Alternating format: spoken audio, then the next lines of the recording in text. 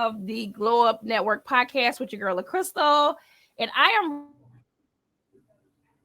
a very special guest that I wanted to bring on tonight. Tell you a little bit about Mr. Marvin. He is a genius, okay? And he's actually the founder and president of the Awards. And he has so much to share with us tonight in regards to country music. Started this look, the man is getting ready to blow your mind, okay? He is literally help me give a warm welcome to Mr. Marvin Spruill. Thank you. That's your name, right? You got it. Okay, good deal. Okay. A question. How did you get into music? Like, when was that this is something that you wanted to pursue collectively, like the whole music industry?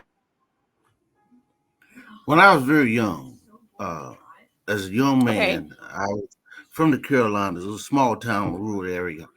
My mother, we used to watch Hee Haw, even though we saw Soul Train that come on with Don Cornelius, and Hee Haw was our pastime. And we used to watch Little Jimmy Dickens, Roy Acuff on the Grand Ole Opry. I used to watch all my favorites from Willie Nelson to Johnny Cash to Tammy Wynette to Lynn Anderson to Dottie West to the Oak Ridge Boys to the Statlers to Charlie Pride to Mo Bandy. And so Grand Ole Opry was our pastime with Nashville now. So I grew up listening to country music. And back early on when I was about 10, 15, I started singing. And the voice, I started singing a very young guy. And the voice was not R&B. It was not pop. It was not jazz. It was country. So I was mimicking all the sounds that I heard of all the people that I loved. Even though I heard, James Brown and Marvin Gaye and Dan Warwick and Tina Turner, but my love was country music. I grew up in the South. This is what my passion was: country music. I wanted to be a professional wrestler. Couldn't get up enough weight. So did you grow up with like a singing family? Did you? No. Where did you? No. I Okay. grew up with So singing you did. family. It was the love of the hillbilly music that I saw, that I heard. That's what it was. Oh.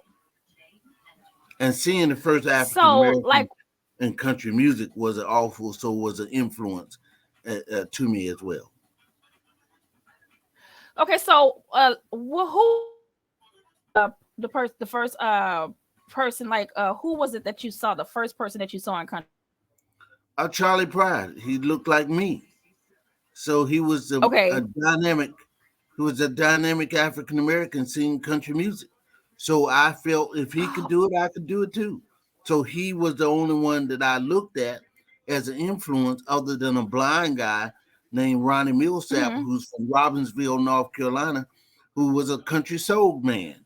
So these two, even though I loved everybody, Dolly Parton, Charlie Pride and Ronnie Millsap was certainly my favorite. Okay. Now I'm not going because I don't. I really Now when you mentioned Dolly Parton, who do you Parton to start What? country music? So what now? Who do you Say feel that that again.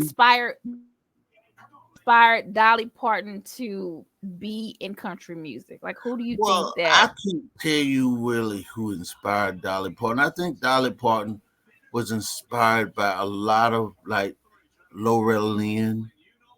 There Mm-hmm. was Loretta Lynn. There was a lot of the female country singers that Dolly grew up with back in the day that Okay. inspired Dolly Parton to be to sing country music. And Plus, Dolly wrote songs, and Dolly, it was her background, is what she did. I think Loretta Lynn inspired her to, because Loretta Lynn was one of the great singers of country music at that time. And Loretta Lynn inspired a lot of singers to sing country music. Okay, so it was Loretta. What was her Yeah, ethnicity? Oh, okay, gotcha. Okay, I see Loretta Lynn. Okay, I so she was born in 1932, October 4th, hmm 2022, American country singer. Um, decades. Okay, so Loretta Lynn, and this because I'm trying to get the this Marvin, and you hitting it right on spot early. So she was born in 1932. So hmm inspired Loretta Lynn. hmm I believe so. Yes. Loretta Lynn in her whole country music career. Yes. You feel that inspired her? Who do you think that she looked up to, an artist? I think, Dolly looked up to a lot of female artists. She looked up to a lot of female artists. I believe that Loretta Lynn was one of her favorite country singers. Um, there was Dottie West as well. Dottie West as well. There was a lot of female artists that paved the way for Dolly Parton. And I think Loretta Lynn was one of the biggest that paved the way for Dolly Parton. But who do you feel like inspired Loretta Lynn? Who I grew up mean, I listening can't tell to? you who really inspired Loretta Lynn. There was female artists way before Loretta Lynn to come along. I couldn't tell you who inspired Loretta Lynn Okay, at that time, but I know that Loretta Lynn was inspired by a lot of female country artists who was singing in way before her. okay. Now I don't know.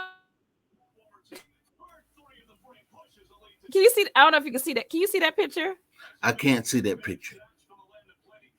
Okay, it's okay. I got it on the screen for everybody to see. That's Loretta Lynn. Yes.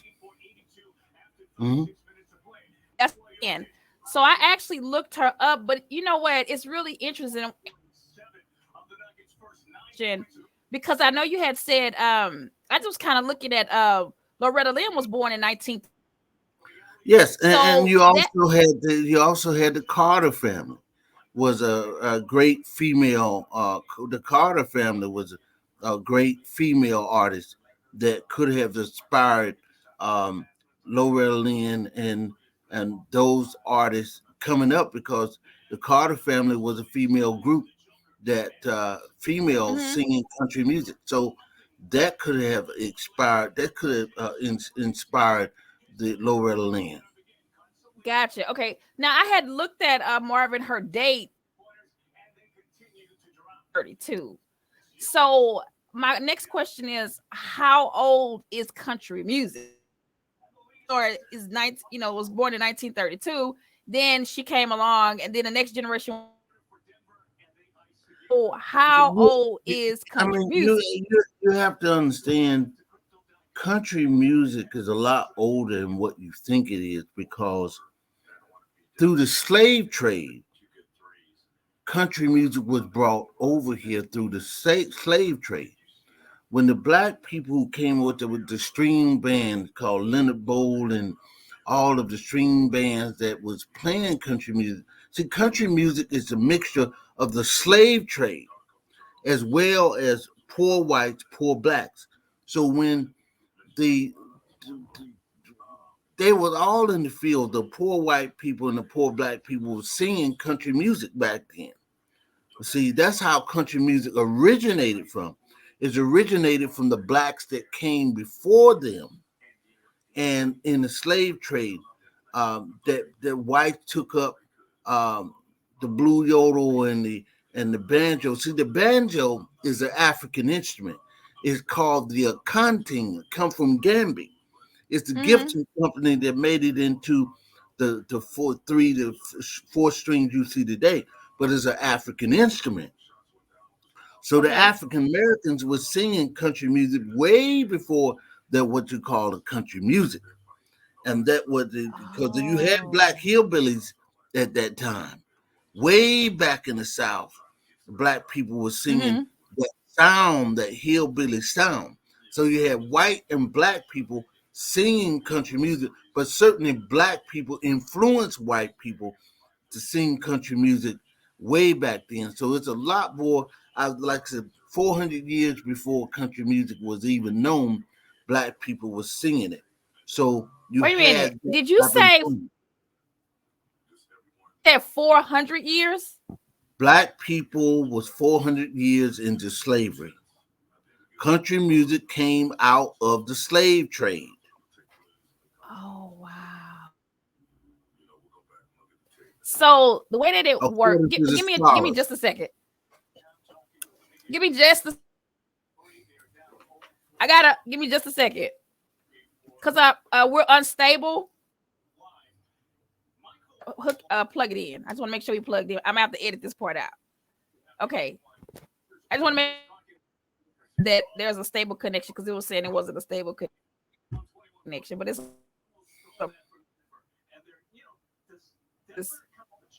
when the slaves came over to America, that's They when brought country the music. they brought the instrumentation of the banjo.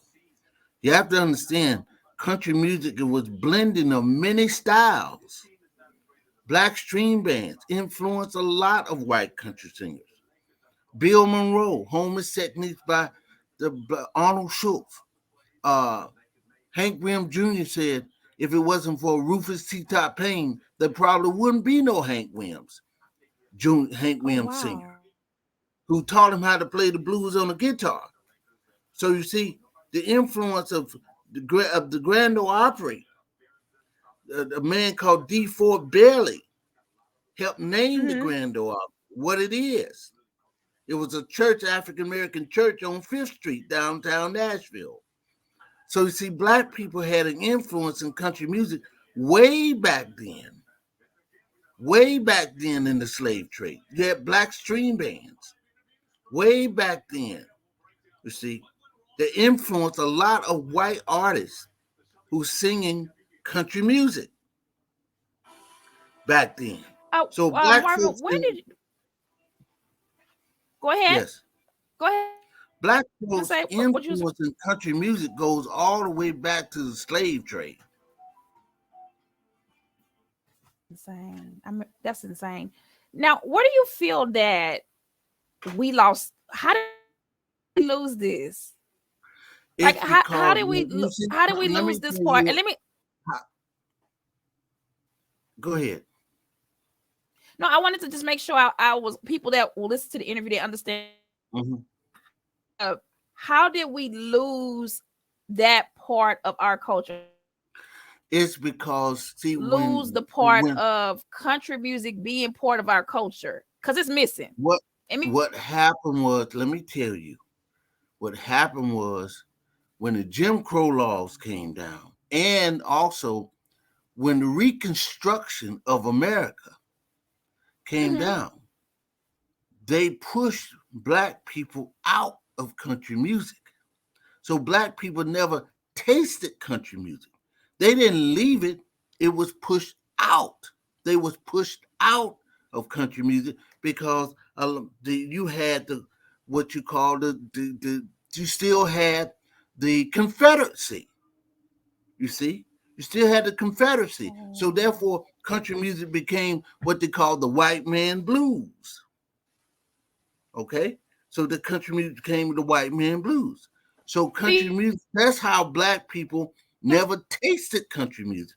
It's not that they left their music, they were pushed out of their do you feel music. Their like music do you feel like when the Civil War said the country music became the white man's blues, do you feel like when they was going through Civil War, do you feel like that was a way for us to Yes, that was be the change happened right then after the Civil War, after the Reconstruction of America. The Reconstruction of America, that's when black people start pushing the black people never tasted country music at that time. Because you have to understand, when you look at them old Civil War movies, Mm-hmm. in the barns and stuff, what's called country music, what's called hee haw, was called the Louisiana Hayride. And they used to go I've at heard of the and Louisiana perform. Hayride. What is that? We It got to was elaborate on it. What it, is the it, it Louisiana was Hayride? it was hee haw. It would change the name, and no, it was not hee haw. It was Grand Ole Opry, but it was called Okay. the Louisiana Hayride before they changed it to the Grand Ole Opry. They used to tour around in barns and play in barns where you see the most southern movies at. And that's the reason why you have a 5 foot, 4'11" black man that sat on a Coke bottle and leaned into it playing and a harmonica. D4 Bailey. D4 Bailey was called the harmonica wizard. He Mm-hmm. he D4 Bailey could imitate trains, hounds, and all sorts of things, and he was the Mm-hmm. master of the harmonica. So D4 Bailey Oh yeah, I'm was like a the harmonica is what you play, like the little thing that you play in yes, your yes, mouth. yes. D4 Bailey Yes. was a master of the harmonica. So therefore, he helped make the Grand Ole Opry what it is. Opry what it is. Oh. Oh So my you see, gosh. that's where black people did not taste country music because they was afraid of the Confederacy. You had the Klan and all that that came about. So country music at that time, they felt that country music represented at that time the Klan, and they felt that country music represented the Confederacy. So black folks never got a chance to taste country music, even though they listened to it in massive, and so therefore they stepped away from their own music. This was black people music too, but because of Jim Crow, That's they stepped away crazy. from their music, or they was pushed away from their music, and they said, "This is the white man Okay. blues. This is country music." Now, when you say Jim Crow, the first thing what comes to my mind when you say Jim Crow. Now, Marvin, get this. Now, my mom was born in she was born in 1948. Okay, but she had me late. Okay, so I'm an 80s Mm-hmm. baby. Mm-hmm. But I used to always hear her talk about how one of her brothers whistled at a woman and they had to get him out of town. Okay. So when you say Jim Crow, that came to my mind. And also when you said Jim Crow, I also thought about drinking in water fountains as well. You know, Mm-hmm. like the blacks drinking the water fountain, the whites Mm-hmm. drinking the water fountain. Mm-hmm. And then you had like the blacks had a pool to swim in, the white people had a pool to swim in. Can you elaborate on like what did those laws mean? Like what was that all about, the whole Jim Crow thing? Like what was the goal for that? I know Martin Luther King had to march and help, eliminate all of those laws, but what was that really about? Well, I'm not gonna go into full detail on the Jim Crow. I would say this: the Jim Crow laws of the South was separation of the races. That's what it was designed to do. It was designed to keep the blacks in their section and the white people in their section. Mm, That's what the Jim Crow laws of Jim Crow South was.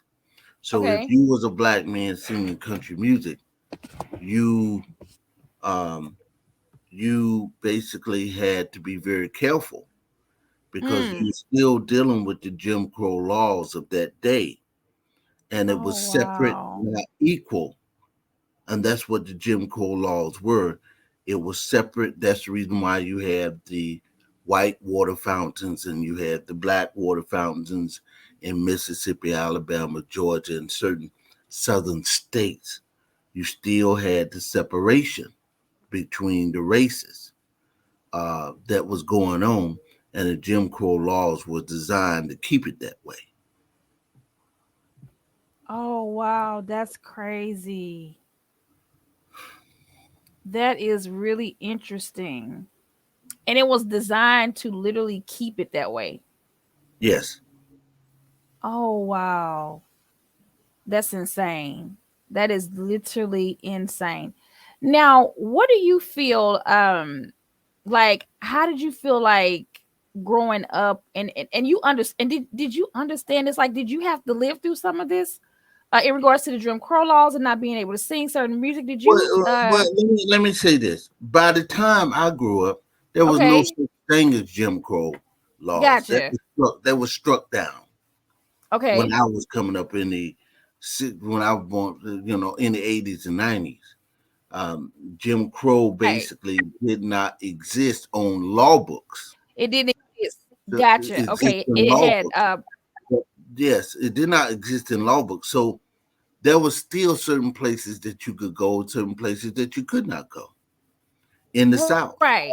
I mean, if you look Right. at Los Angeles in the 30s and 40s, as I was told, you still had to get across Western at a certain period of time. You had to be back on the black side of town, even in Los Angeles.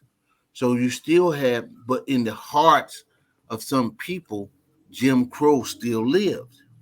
The Mm. Confederacy still lived in certain hearts of some people.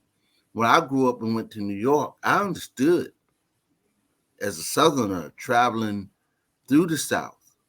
Uh, Mhm. Certainly, I had to be very careful of what I did, but Right. there was much more freedoms that you And had when right. I was growing up.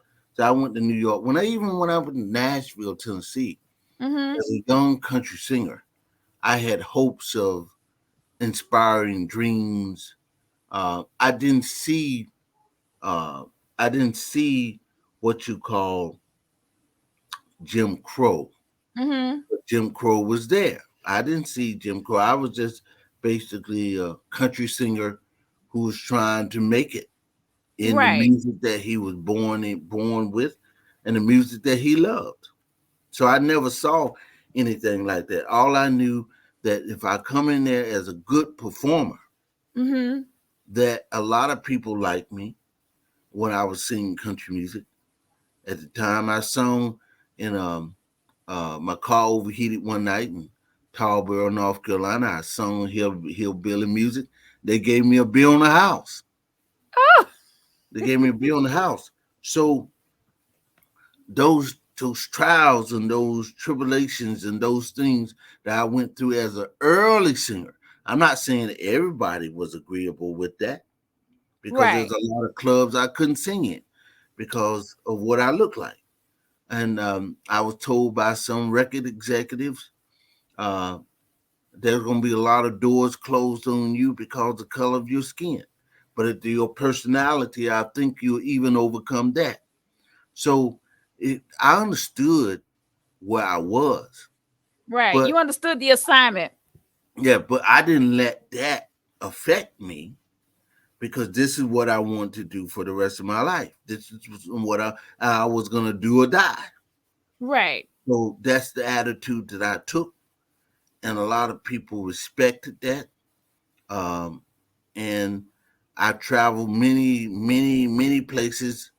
Um, done a lot of different things with country music because I loved it. I still love it today. This is who I was. Mhm. I was not an R&B singer. I was not a pop singer. I was a country soul singer, country music singer. That's what I was. Um, and that's who I am today.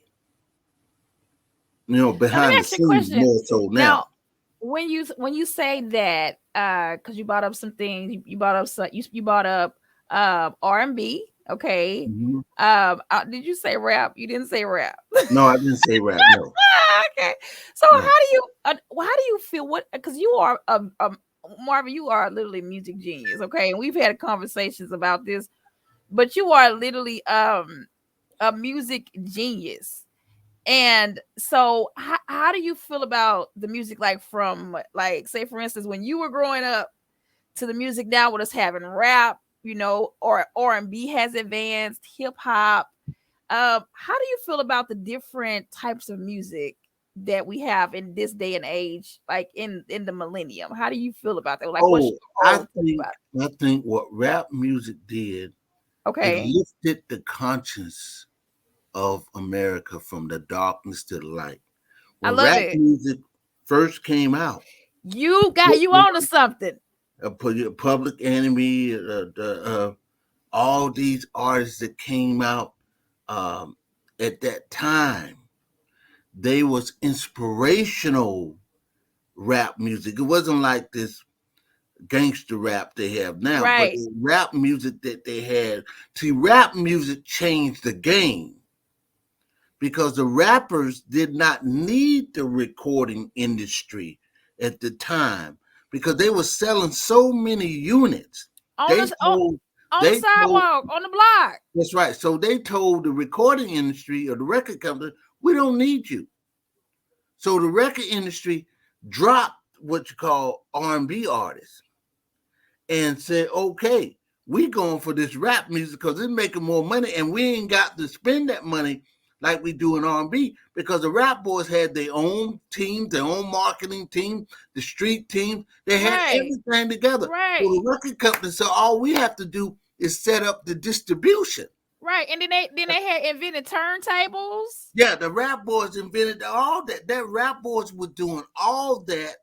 So the rap boys are the one that changed the industry into an entrepreneurship type of thing. And the rap boys got rich off of rap music because the record company was taking 20% and they were taking 80% there, but the rap boys were making so much money My because gosh. MC Hammer was making $30 million a week. Oh wow, that's That's how much crazy. money he was making having his own situation. So you had Yeah. these rap boys, and rap just took over the whole industry at that time. But Right. what it did for us who was in country music, Mm-hmm.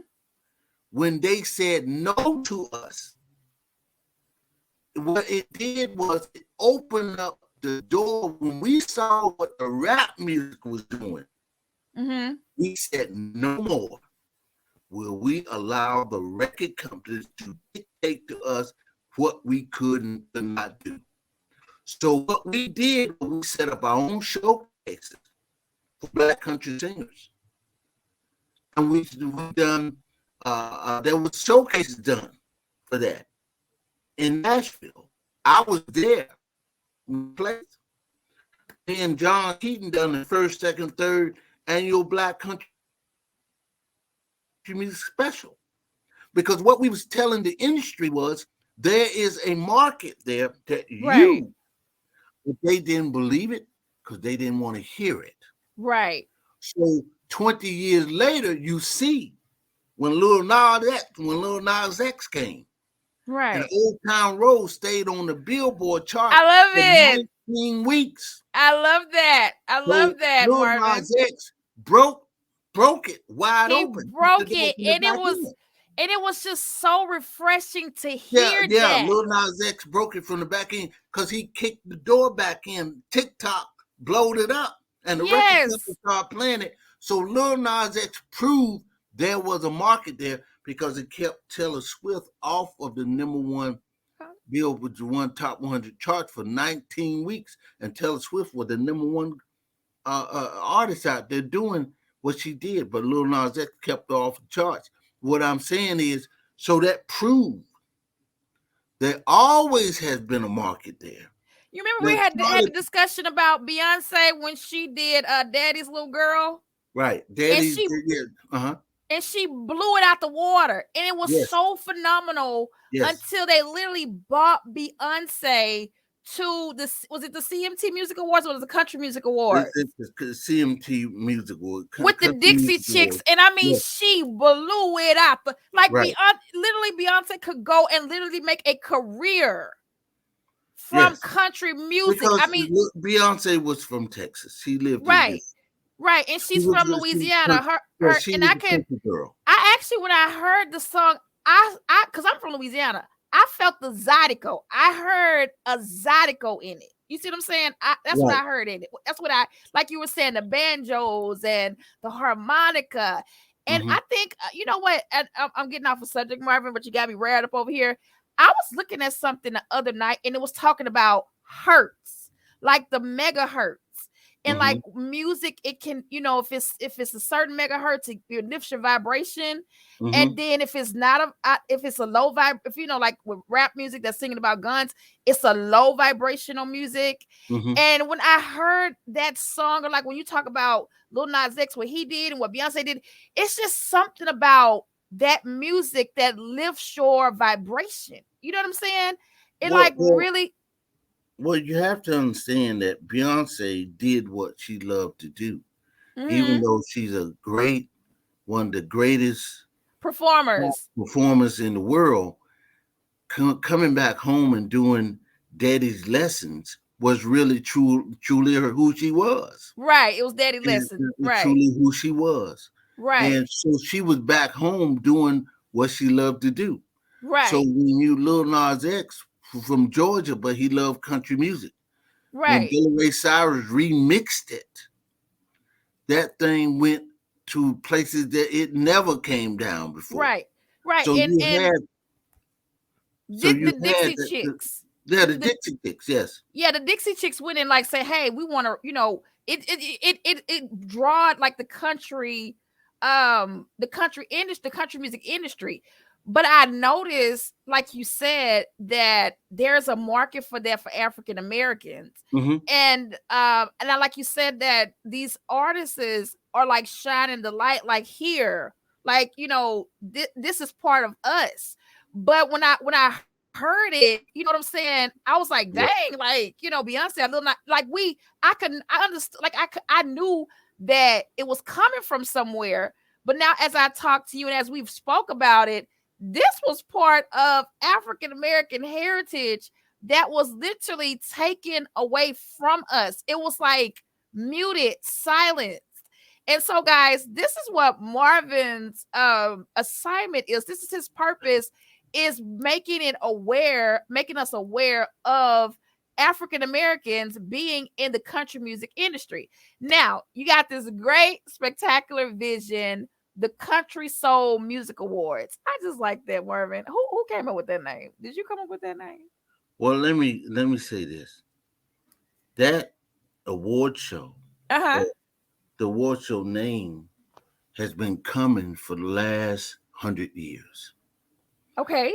There are people who paved the way for you had um, the legendary Ray Charles, who had Modern Sounds Country Western 1, Mm-hmm. Modern Sounds Country Western 2, Modern Sounds Rhythm and Country Western meet Rhythm and Blues, who was a pivotal moment in country music, that Ray Charles country soul singer.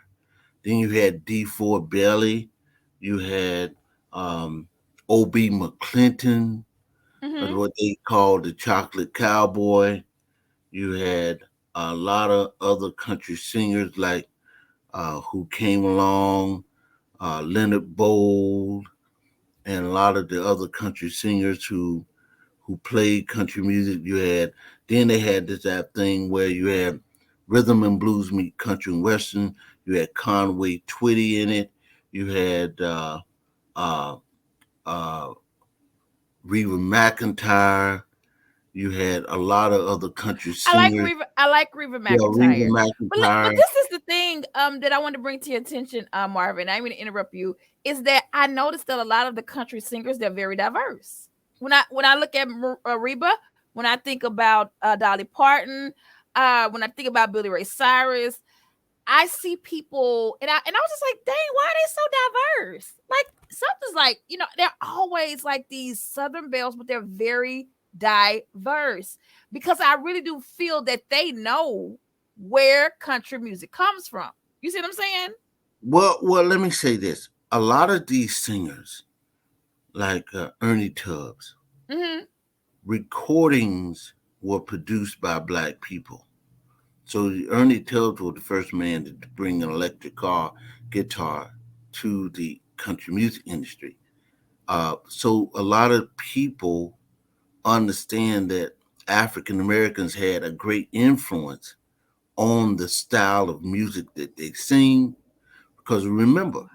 Elvis Presley Yep. and Jerry Lee Lewis was used to on Sundays used to sit on the steps of black churches, listening how the blacks was playing and singing their music. That's where Elvis got that from. He got You that ain't from nothing but a James hound Brown. dog. That Yeah, wasn't even yeah, his. he got that from James Brown. He got all the steps from what he saw from those Chuck Berry and them. That's where he got it from. Jerry Lee Lewis admitted all of them Lewis. It was the black they was listening to on the churches that they came up with the style and sound that they had. So again, African Americans influence a lot of modern day country singers that you see today. You see a lot of soul singers, Hmm. you know, Reba McEntire, influenced by one of the greatest R&B singers who passed away. What's her name? What's the lady name who passed away? Who sung that song "Respect"? Who sung the song Aretha "Respect"? Franklin. Aretha Hmm. Franklin. So you had a lot of people influencing. Ray Charles influenced Ronnie Millsap. Ronnie Millsap was an R&B singer before he became a country singer.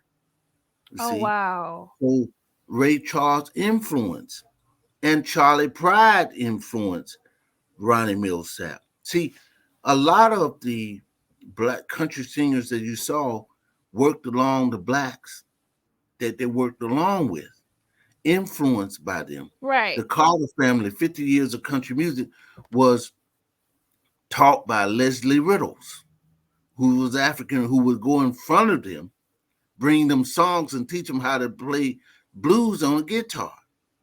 You see, so Bill Monroe was taught, like I said, home his techniques by a black mountaineer called Arnold Schultz. So Hank Mm. Williams Jr. by Rufus T. Top Payne. So you had a lot of people in that genre was influenced by African American musicians. So it was Oh a great wow. thing of style of music that they was playing at the time. And like I said about the rap boys opened the doors for the industry of change came. And that's the reason why record companies today don't do artist development like they used to. They just basically want you to already be where you need to be. So there is a lot of things that we did to influence because if you look at New Kids on the Block, New Kids on the Block was Maurice Starr made New Kids on the Block the biggest boy bands in the history of the entertainment business. So Right. you have those type of people who was doing that at that time. You see, Now you just said two things. Oh, Mhm. Marvin, you are like a wealth of like freaking knowledge. Okay, the first thing I thought that you said, and I wanted to tie in a correlation. Okay, that this is so interesting, and Mhm. I just realized this when you were talking, right? Okay, like you said, with slavery, African Americans took country music and they were out in the fields, and that's one of the ways that they were getting through things is through music, right? Right. So when we come up with this new era, the 1980s with Run DMC, with the whole Simmons boys, they were rapping about social justice and the things that they was coming through. And it is so interesting how African Americans have this gift that they can really birth out new sounds of music. You Mhm. see what I'm saying? Mhm. That's a gift. Do you see Well, that? it's Did you just see that it's like correlation? sure, it's just like you see Mick Jagger now, who said they was influenced by Little Richard, who was influenced by Little Richard now. So you have talent that came on the African American side who influenced American music and art Exactly. of Right. every genre of music. The African Americans have done that. So, but in country music, like I said before, there were little, the only person that you saw Mm-hmm. was Charlie Pride, who influenced a lot of country singers and who sold second to Elvis Presley while he was on Now RCA you Records. do you have any history about RCA Records? Well, no, I don't want to go too long to go into the history of RCA Records. All I'm saying is, while RCA Records was basically Nashville, Charlie Pride sold second to Elvis Presley, according to the records and the history books. He sold a total of 70 million records while he was on RCA or more. And he was the second best seller of all time on RCA Records. Oh wow. So let me ask you a question. Now you also touched on something else that I thought was so freaking interesting. You touched on personal development with artists. Mm-hmm. What is that? Like I have to what does that mean? When I say personal development, it's all a mental thing, really. Okay. When I say personal development, an artist to become very unique and different. Like you have a Patti LaBelle, you have a Tina Turner, you have a Conway Twitty, you have a Don Williams, you have a Mick Jagger, Mhm. you have a Sting. Mhm. Um, you have those different type of categories. Everybody have their own unique style of Gotcha. of who they look like. Back in the day when you were listening to a Tina Turner record, you know exactly who she was. Oh, you knew When you exactly her saw Mick brand. Jagger, right?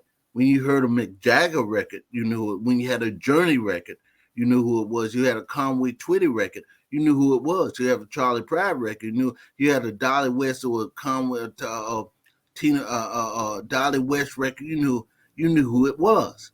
You see, Right. they had their own personal identity when it Right. comes to music.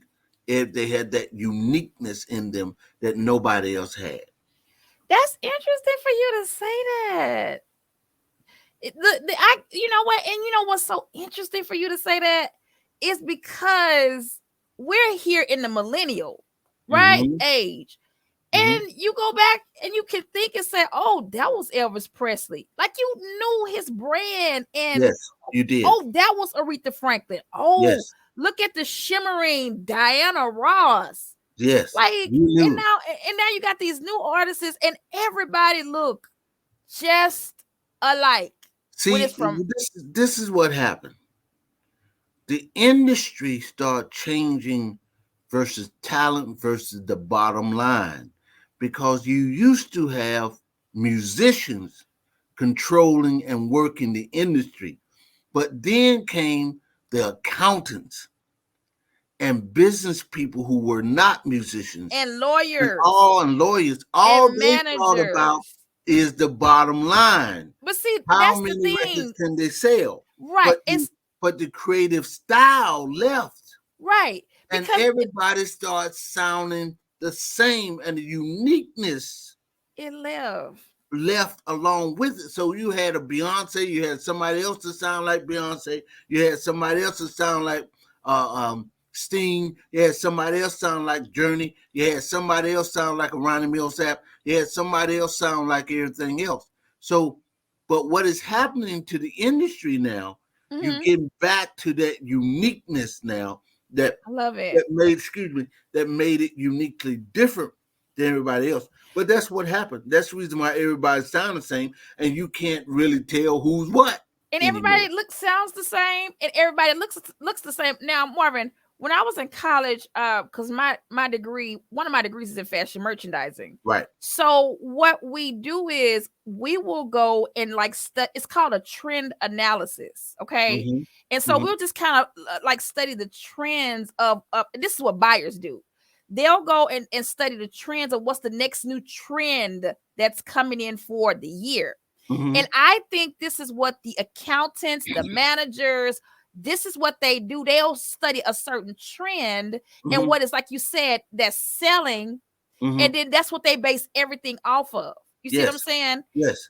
And like you said, it really drowns out the uniqueness when they do that. It Well, literally drowns out the uniqueness. And look, go ahead. what the record companies do, they throw records up against the wall and see what sticks. Mm-hmm. So that one or two records may pay for everybody, because a lot of these records don't go anywhere. So Okay. one of these two records that sell in the platinum pays for all the rest of the artists that don't do anything. You see? But Oh, see, one thing about Motown, Berry Gordy was very unique in what he was doing, because he had 15 platinum selling artists on Motown. No other record company in that day could match that. I love it. Berry Gordy was very unique. And let me tell you, Berry Gordy started 5 country music labels. Berry Gordy had labeled and started a lot of country and western singers. You see, that's what Berry did. Berry reached out because he loved Lefty Brazil, and he basically started country music labels. What They didn't. happened? Well, they didn't. I don't know exactly what happened, but it didn't stay long. But Berry Gordy put his mark on country music, and he helped a lot of country singers be where they are. And one of them was a T.G. Shepherd. He helped T.G. Shepherd. So Berry Gordy influenced a lot of country and western singers who was on his label. So that's another story for another time. But Berry Gordy did do influence a lot of artists in country music when he went there. I wish Berry Gordy would have stayed, because the benchmark would have changed, and a lot of things would have changed in country music at that time. Because you see, when I came to Nashville, uh, I was looking for management as a young country singer, Mm-hmm. and I thought in the early '80s that I would find an African American music company, but it was none. There was no African American music companies in Nashville in the '80s or '90s. And early 2000s, I never saw one. And I was there for almost 10 years, and I never saw one at all. When I started behind the scene, I got stage fright one day, and my voice was not, it just wouldn't come out. So I said they didn't have no African American artist management. So what I did was I left Nashville and went to Los Angeles, studied at Trevor Recording School of the Arts to understand the business from the managerial point of view. And I took up classes, business classes, and I studied at the University of Phoenix for marketing. So I managed my first African American country artist named Josie Johnson, who opened up for David Allen Cole Mm-hmm. and the White Yoker. So she was my first teacher. Then That's when I left, that's interesting. I didn't mean to interrupt you, but that's so Yes, interesting. yes. Like even, and you know what, and this is why I said this is so interesting, because it's like it's a dying talent in African American. Because I know, like you said, you, Nas X, there are so many others. I know that they are, that got this in their gut, you know, Mm-hmm, for country music, but they mm-hmm. don't even have nobody to manage them. They Well, can't even get to a record label that's gonna really give them a deal. But like you said, we, and a trend that I'm seeing, and I know you're seeing this too because you're like a music genius, is that we're going back to independent artists because yes, social media has taken over. So yes, you can literally build a following and yes. build your following. We don't really need Hollywood no more. No, Hollywood no, is no, coming no. for Because see, influences. no, see, when social media was internet was the best thing to ever come along for independent artists of any, whether it's fashion, whether it's music, whether it's the movies. Internet came along. Same way Netflix, and all these other channels came along. So Amazon. So when social media came on, it changed the whole game. Right. So now it made it an independent artist can do whatever they want to do because they got the Right. numbers. So what the record companies are looking for now, they look at your social media numbers to see whether they want to sign you or not. So if you got 5 million social media numbers, that makes sense Right. for a record company to sign you because you got a huge following now because the industry have changed. Long time ago, you had to open up for acts. They looked at your talent, your voice, what you could do, and then they put the money into you. They put you on the road. They have you opening up for this act and this act. But now you can do your own shows that you couldn't do Right. before in terms of the music, and especially in country music. So what I was saying is, when I was managing the country music artists of Josie Johnson, and I got a chance to work with a beautiful songstress named Vicky Van. So when I was working with these artists, I had an opportunity to grow and learn what the industry was because Josie Johnson was my first teacher. And when I went to Nashville, like I said, I was looking for an African American country management, and there were none. I had certain managers help me. I won't mention their name on this broadcast, but a lot of them helped me uh, in terms of my uh, younger days in country music. And oh, certainly, I hit the Jim Crow door, and there ain't no big understanding. I hit the Jim. There was a lot of resentment, but there was a lot of open doors too. But there was a lot of Nice. who you think you are, um, um, what you doing. You need permission to do this. You need permission to do that. I took the attitude that I don't need permission to do anything Right. because basically I understood from a business point of view of what I needed to do as a music manager. To my whole thing was to make contact with the major label presidents of labels because once I could do that, and I did, and I met a lot of top people in the industry who wanted to hear what I had to say, who wanted to hear the artists that I was talking about to them. And one top president said, if I turn you down, don't take it personal. I don't take it personal, but all it takes is this one. So I had a lot of people who was in that position who wanted to hear what I have to say. But like I said, I was the only manager, African American manager in the 90s in Nashville managing a country and Western artist. There was none. And the only ones that I saw, they was in gospel music. They were not in country music. So I went a lot of places that I was not accepted and resented, who resented me being there. But I had took the attitude, I'm gonna do this regardless. You And I had know a what, lot. Marvin? Go ahead. The more you talk, and I mean interrupt you, it seems like you call it a Jim Crow door. I call it a glass ceiling. And it looked like it was really placed there to keep it as a market just for Caucasians. That's what Well, it looked like. if you look at one the record executive said, he said we could not find we could not find country singers. All we found was a Jane Ingram lookalike trying to sing country music. And that was not true because when they done the country music showcases, see, there was two associations at that time. There was the African American Country Music Association and was the Black Country Music Association that Cleve Francis started. Mm-hmm. Cleve Francis started the Black Country Music Association to bring awareness. There was such thing as Black country music, and Frankie Stanton uh, picked it up later and took it to another place and brought the awareness. There were Blacks singing country music. I was there at that time. when Mm-hmm. all this took place. So I know what happened at that time. Now So we have now I don't mean to cut you off, but we have 5 minutes left.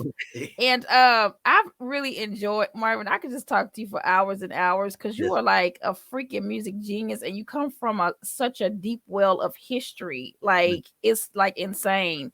But I know that your event is coming up, the Country Soul Music Awards, your vision. I know you guys are still putting everything together. Mhm. But what is your ultimate purpose? Like having all this knowledge and you kind of remind me. I'm gonna give you an example who you remind me of. This lady, she's the CEO of the Mavericks in Dallas. Okay, Mhm. she's an African American CEO, and she used to work for AT&T, and she used to work for AT&T back in the day where Mhm. she had to take the braids out. She wasn't going in there with no braids in her Right, hair. right, right.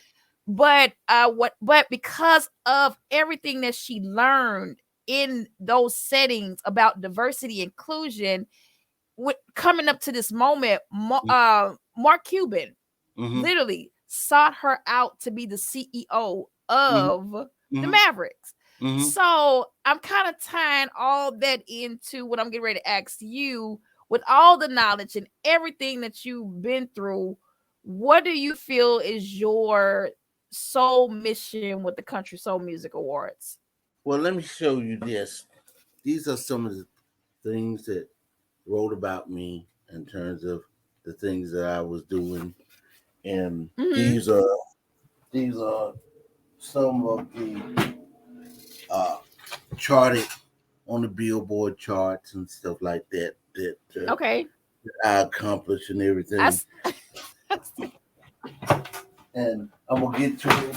These are some of the artists that I work with. But I will say this: my mission basically is to move the bring about a new genre, bring about the genre that already exists, to bring about something new and different in the industry. Like I said before, um, you had P Diddy, you had uh, a lot of the entrepreneurs in rap music, and you mm-hmm. see the same thing in country music today. So I'm just Mm. basically one of those pioneers that is bringing about country soul music. I have a country soul music magazine, that type of thing. So that whole marketplace is changing to, and you see country music today. A lot of these young country artists is mixing R&B and rap Like into with their music. the Lil Nas, like Lil how he Nas did X, it. you have not just Lil Nas, you had Kanan Brown, Jimmy Allen, Mickey Gotton, Luke Bryan. All of them are mixing that R&B music. Chris Stapleton, they're mixing their R&B music into the. Garth Brooks done a whole box set of Motown. So you have all those different things. I'm just saying with me, I'm just basically following the music that I love, Hmm. loving the music that I love, and as a country music man, this is who I am. This is what I've done for a long time. And country soul has always been in my blood. So I'm continuing to following that trail wherever it may take me. So how do people like if somebody want to get in contact with you? I want to know more about Country Soul because I know you guys are still in the works of it. And I say that you couldn't like mention too much of it, and I understand that for licensing and all the business matters. Mhm. But do you have like a date set for it, or are you still like We working don't at have a date set for it yet. okay, The writer's strike happened, everything right, is pushed back. right, If they want to reach me, you can reach me at Marvin Events okay. 05 at gmail.com. MARVINEVENTS 05 That's how people can reach me and everything. So to me, it's what I do, it's the love of it. Like Charlie Right. Pride said, it's the love And of you it. can tell, like when talking to you, you can like, and that's why I like to talk to you because you can just tell how passionate you are and Mhm. having that background in history. Now, let me ask you something about the Country Soul Music Awards.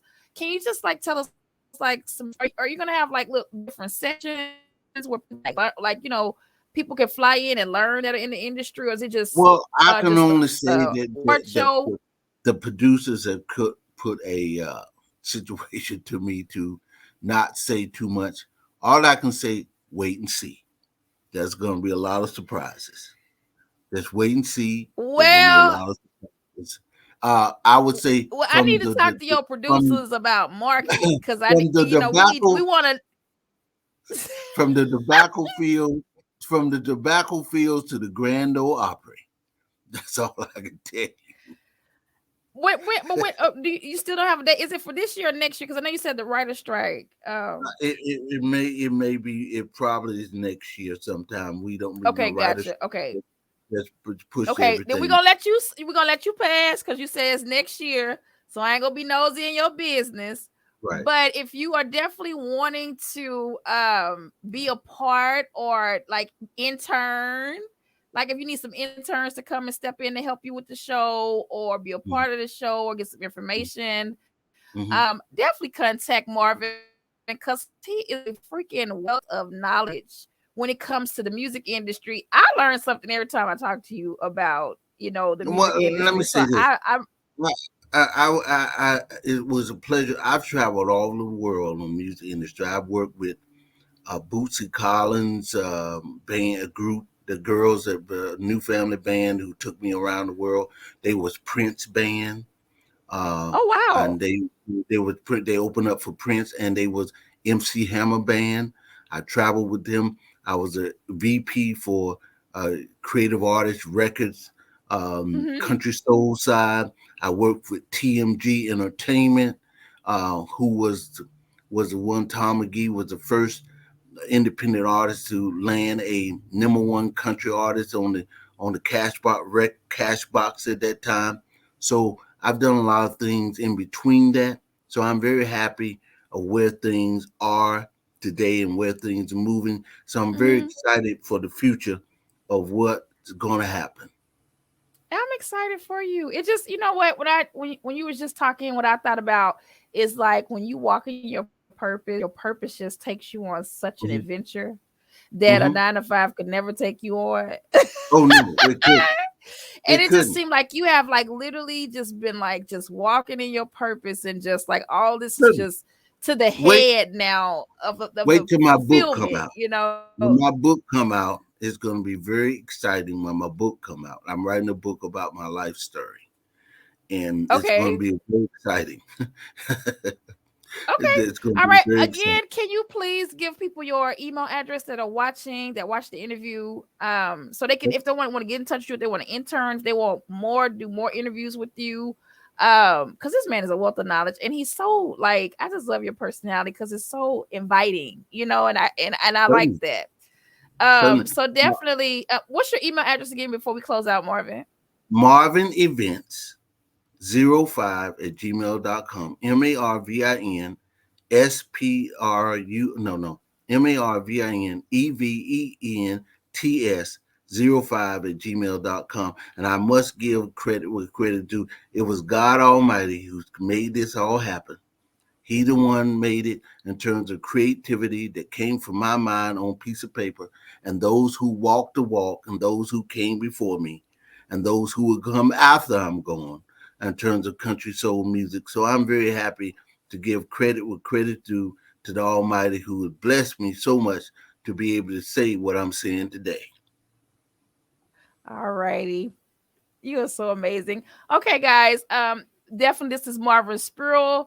He left his email address, and also you guys can log on to www.theglowupnetwork.com if you want to get some more information in regards to him. Actually, getting ready to post Marvin's bio, and also we're going to stream the interview. If you didn't get a chance to get in, I'm going to stream the whole interview again. We're going to try to put some pieces on Instagram and Facebook as well when I get with the producer on Monday. So again, this has been an interview. I love.